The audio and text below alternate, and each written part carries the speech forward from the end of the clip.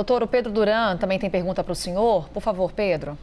Obrigado, Carol. Doutor, conversando com infectologistas, a gente tem um detalhe dessa história que parece ser relevante, que é o fato de o vírus ter sido descoberto ainda num animal selvagem, não num intermediário e nem mesmo no corpo humano, tendo infectado uma pessoa.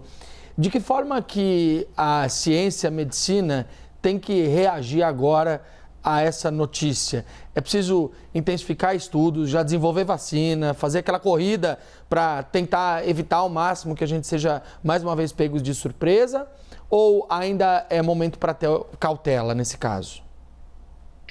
Bom dia, Pedro. Na verdade, é manter essa vigilância que nós estamos fazendo. Essa descoberta é extremamente importante, porque justamente nós encontramos um potencial inimigo a ser vigiado. Ele ainda, como você bem disse, não foi encontrado em nenhum outro animal intermediário, principalmente aqueles mais próximos do ser humano, como eu citei, por exemplo, aves de consumo, né, aves que vivem em granjas, mas ele tem que ser mapeado em relação a ser procurado em outros possíveis reservatórios e se entender se ele é patogênico. Veja, esse vírus, o HKU5CoV2, ele é muito parecido com um outro vírus da mesma família que causa um resfriado comum, que é chamado de NL63. Então, ele até pode um dia ser transmitido, por exemplo, para aves de consumo e depois para seres humanos, mas talvez ele não represente uma ameaça, ele não cause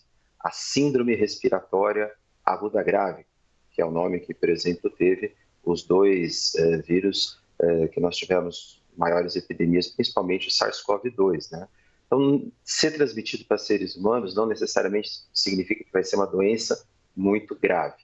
Mas esse é um exemplo patente, Pedro e Carol, de como a ciência, a pesquisa, continua sendo importante. Por isso, quando a gente vê, infelizmente, exemplos recentes, vocês sabem de que eu estou falando, de cortes de verbas em institutos de pesquisa, demissão de milhares de funcionários que trabalhavam em centros de vigilância em lugares muito importantes, isso é um retrocesso, porque o que a gente precisa é cada vez mais intensificar esses estudos, o que não significa, obviamente, alarde. É muito importante dizer que essa é uma descoberta, do ponto de vista científico, extremamente relevante, mas não há o menor perigo, num curto espaço de tempo, ou no médio espaço de tempo, desse vírus causar algum tipo de grandes problemas aos seres humanos, até porque agora ele já está mapeado e ele vai ser procurado em outros animais para a gente entender o potencial de disseminação.